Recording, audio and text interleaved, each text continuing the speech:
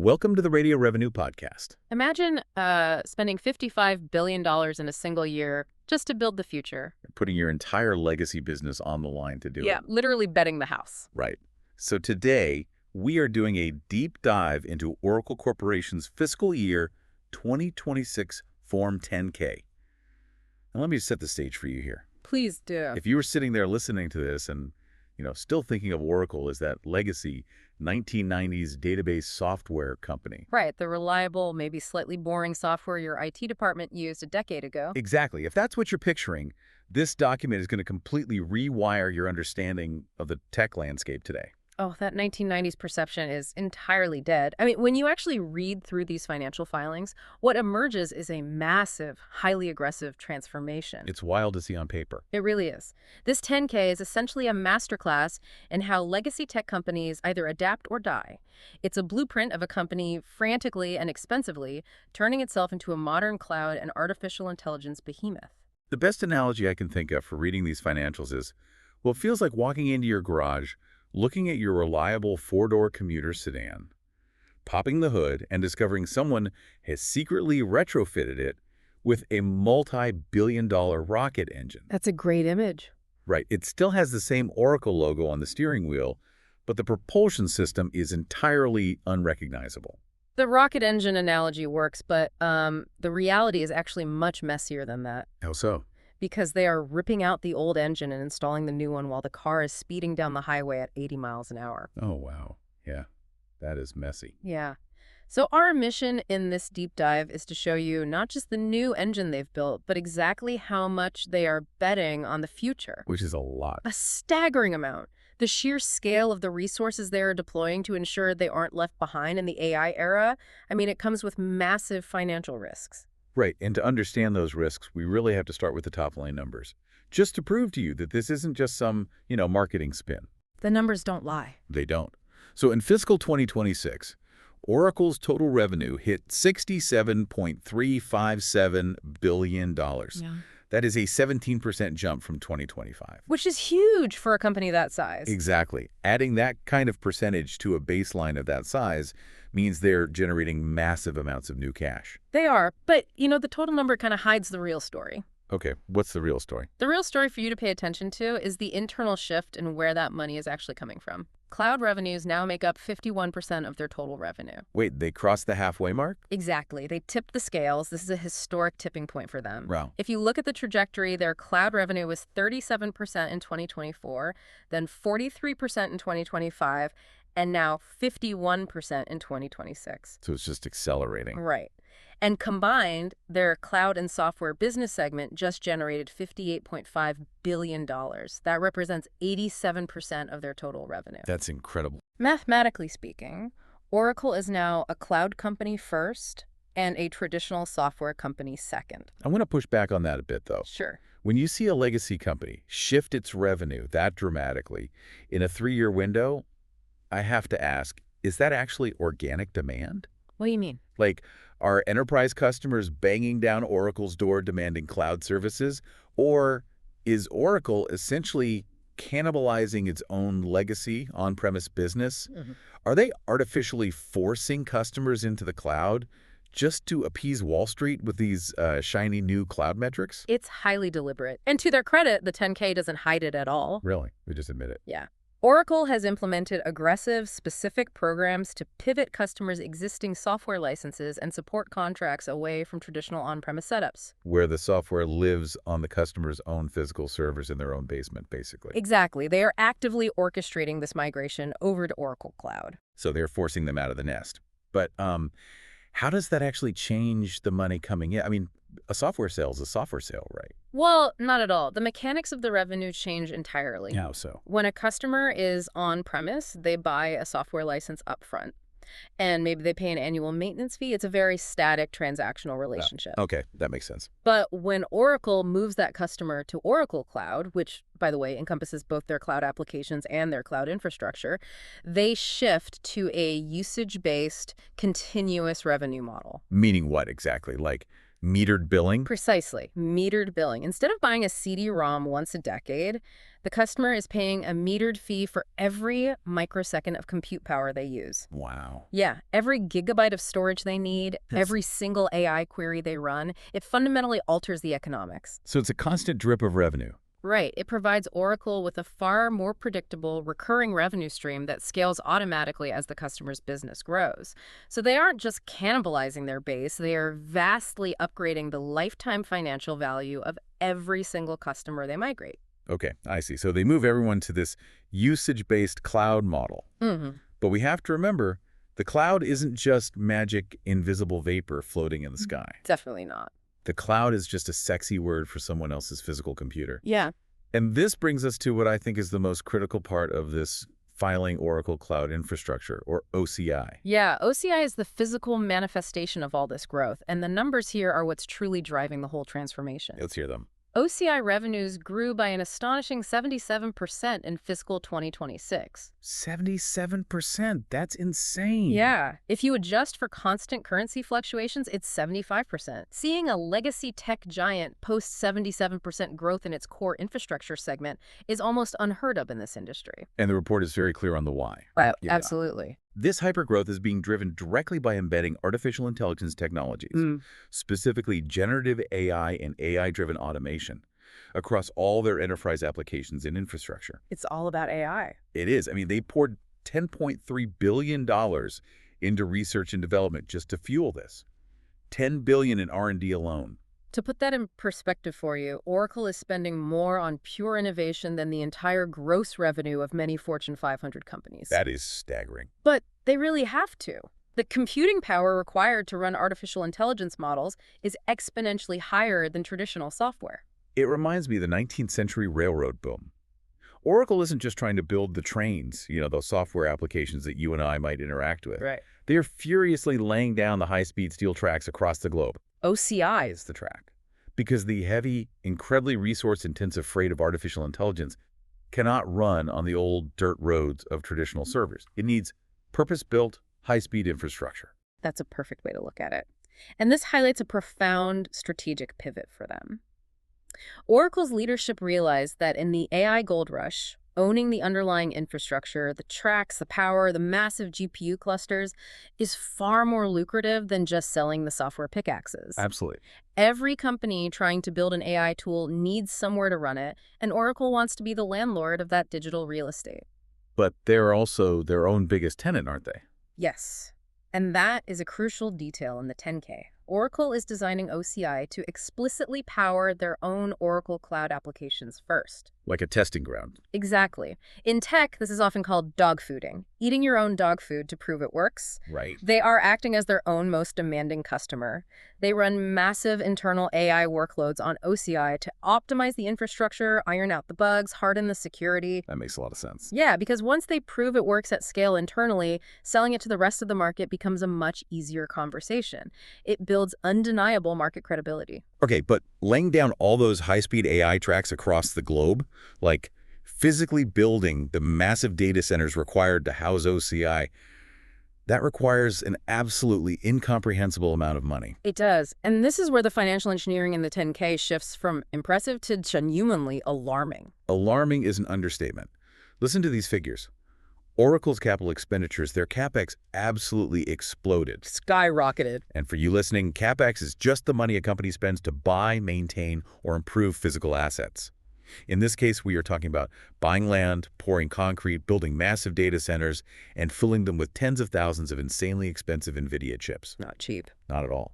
In 2025, Oracle's CapEx was $21.2 billion. In 2026, it skyrocketed to $55.663 billion. Oh. That is a 162% increase in a single year. A $55 billion capital deployment in a 12-month window is staggering. I mean, it completely drains the company's liquidity. And we see that drain immediately in the next line item. Because of this massive spending spree, Oracle's free cash flow didn't just dip, it plummeted. Right. Free cash flow is the cash a company generates after accounting for cash outflows to support operations and maintain its capital assets. Well, Oracle recorded a negative $23.686 billion in free cash flow. Just bleeding cash. They are bleeding cash to build these data centers. And on top of all of this, they initiated what they call the 2026 restructuring plan. Yeah, the restructuring plan adds a whole other layer of complexity to their cash burn. It does.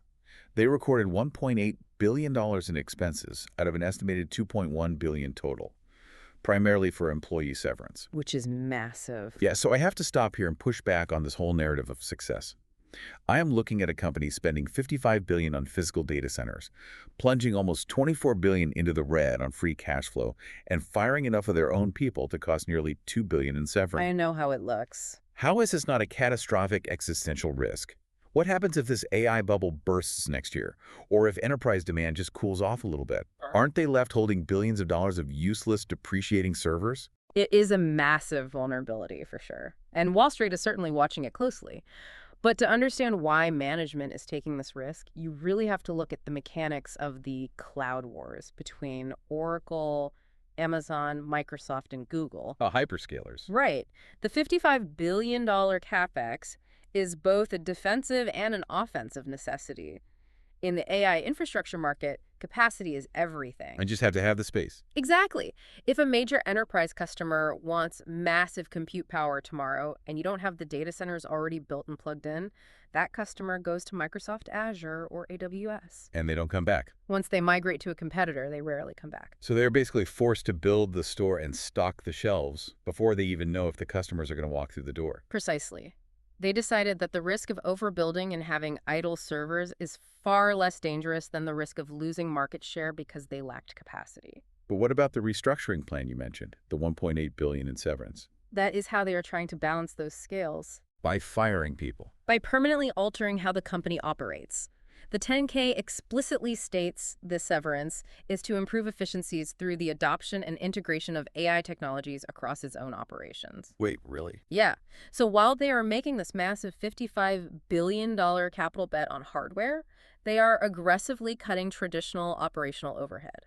They aren't just selling AI tools to other companies, they are deploying them internally to replace human workflows. That's a huge shift. They are paying billions in severance today to build a permanently leaner, AI-driven operational machine, hoping those savings offset the massive costs of the data centers over the next decade. Okay, I understand the strategy of replacing human overhead with AI efficiency. But that still leaves a giant, gaping negative $23 billion hole in their free cash flow right now. True. How does a company keep the lights on, fund the construction of all these data centers, and still manage to pay out $5.7 billion in common stock dividends to its shareholders? If I'm $23 billion in the hole, the first thing I'm cutting is the dividend check. You would think so, but cutting a dividend is a massive red flag to the stock market. It signals panic. Oh, I see. Oracle's management is determined to shield their core mission funding the cloud and AI expansion without ever spooking the market by cutting that dividend. So, to pull this off, they engage in some intense financial engineering and liquidity management. Yeah, they took on a mountain of debt. The filings show they brought in $46.09 billion in proceeds just from issuing senior notes and other borrowings. Which is huge. And just to clarify, senior notes are essentially corporate IOUs.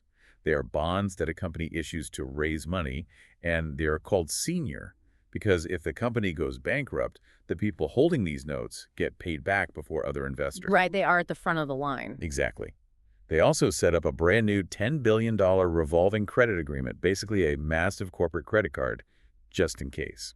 Taking on $46 billion in debt is how you bridge a $24 billion cash flow deficit while still paying out dividends. But they didn't just rely on debt, did they? No, they had some wild, unexpected line items in the income statement. Yeah, for instance, they recorded a massive $2.7 billion non-operating gain simply from selling their investment in a company called Ampere Computing Holdings. Which is a brilliant strategic maneuver. Tell me about Ampere. Well, Ampere isn't just some random asset. They design highly efficient ARM-based server chips, which are critical for cloud infrastructure. Oh, so it's tied to their core business. Exactly. Oracle invested heavily in them early on to ensure a steady supply chain of alternative processors for OCI. But once the value of that investment spiked, Oracle liquidated their position to inject $2.7 billion in pure cash right when they needed it most. It's like taking out a massive second mortgage to build a state-of-the-art extension on your house. But luckily, you remember you bought a rare Picasso painting years ago. I like that. You sell the Picasso to cover the contractor bills so your spouse doesn't panic about the bank account. But in this case, the Picasso was a strategic stake in a semiconductor company. It's a very timely liquidation of a very specific asset. But the financial surprises weren't all positive. No, they weren't. They also took a random $933 million unfavorable tax hit. According to the 10K, this was due to the newly enacted US 1 Big Beautiful Bill Act, which was signed into law on July 4, 2025. This new law forced a remeasurement of their deferred tax liabilities. Right, and deferred tax liabilities are essentially accounting quirks. How so? They represent income taxes that a company owes and will eventually have to pay, but because of differences between accounting rules and tax laws, the actual payment is pushed into the future. Okay, got it. When a new tax law passes that changes corporate rates, companies have to recalculate those future liabilities immediately. And just as a quick aside for you listening, we aren't here to debate the politics or the merits of this specific tax legislation. We're just looking at the math. Yes, the math, exactly. And the math says that regardless of the law's intent, it hit Oracle with a nearly $1 billion surprise charge on the books. It perfectly illustrates the unpredictable macroeconomic variables these massive corporations have to navigate while trying to execute a $55 billion pivot. It really does. It shows a management team pulling absolutely every financial lever available to them. They're issuing senior notes, liquidating ship investments, navigating shifting tax environments, and leaning on revolving credit. It's a juggling act. They are orchestrating this incredibly complex financial high-wire act to keep the stock price insulated from the reality of their spending. But moving at this breakneck speed while carrying this much debt introduces significant vulnerabilities. Which is exactly what we see in the risk factors section. Always a fun read. Right. When you retrofit a sedan with a rocket engine and push it to Mach 5, things are bound to rattle, break, or attract the highway patrol. The 10K outlines a few concerning red flags, particularly in legal and cyber risks. The cyber risk is almost a given for a cloud provider at this point. Yeah, they note they experienced a cybersecurity incident in 2026. They claim it had no material impact on their business, but they have to disclose it regardless. Standard protocol. However, the much larger red flag to me is a securities class action lawsuit that was filed on February 3, 2026 by a stockholder.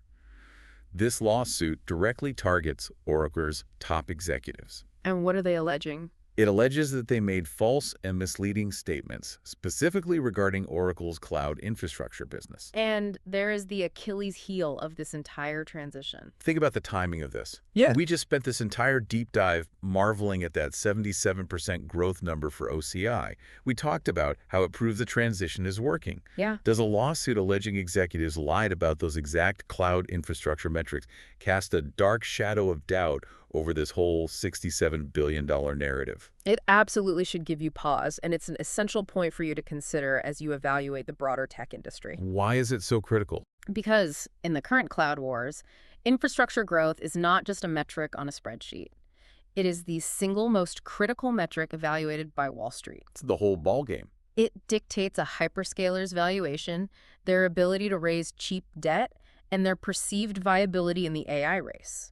Therefore, any legal challenge to the integrity of those specific OCI numbers is a massive vulnerability. Because if it turns out those numbers were artificially inflated through accounting tricks, or say by forcing legacy customers to buy cloud credits they aren't actually using, Which happens. the whole growth narrative collapses. And if the narrative collapses, the stock drops. If the stock drops, servicing that $46 billion in new debt becomes much harder, and they lose the leverage they need to keep funding the $55 billion data center builds. It's a domino effect. Exactly. Now, the 10K notes that management believes they have meritorious defenses and will vigorously defend the lawsuit. That's standard boilerplate language, though. Oh, completely. But the existence of the lawsuit highlights the incredible pressure executives are under to show flawless execution.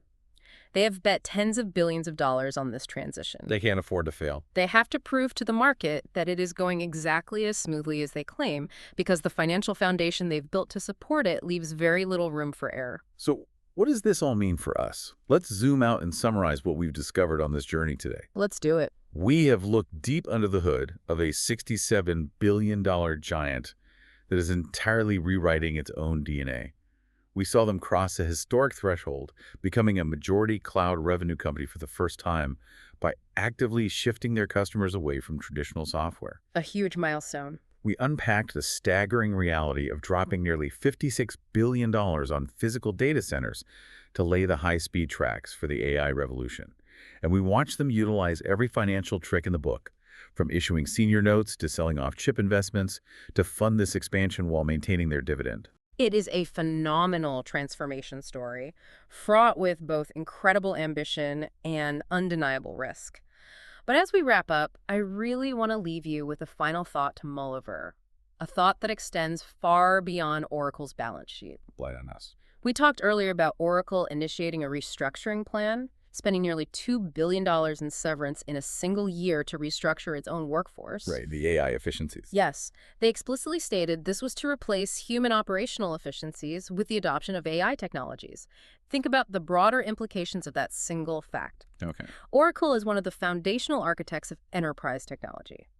If a titan like Oracle, the company building the very tools of automation, is utilizing those tools to aggressively automate their own operations and permanently reduce human headcount, what does that signal for the thousands of other global companies that rely on Oracle's software? Wow, if the architects are replacing themselves. Exactly. If the creators of the technology have run the math and decided that automating their own internal operations is more efficient than keeping their human workforce, how soon until the rest of the global enterprise market faces that exact same reality? It's just a matter of time. The infrastructure tracks are being laid, the AI rocket engine is ignited, and this massive transition is coming at the broader labor market much faster than we might realize. That is a brilliant and honestly slightly terrifying note to end on. Yeah. From a reliable commuter sedan to a rocket ship, whether the passengers are ready for the G-force or not, it was a Revenue Radio podcast. Thank you for watching. Please like, subscribe, and hit the bell to stay updated with our latest analyses.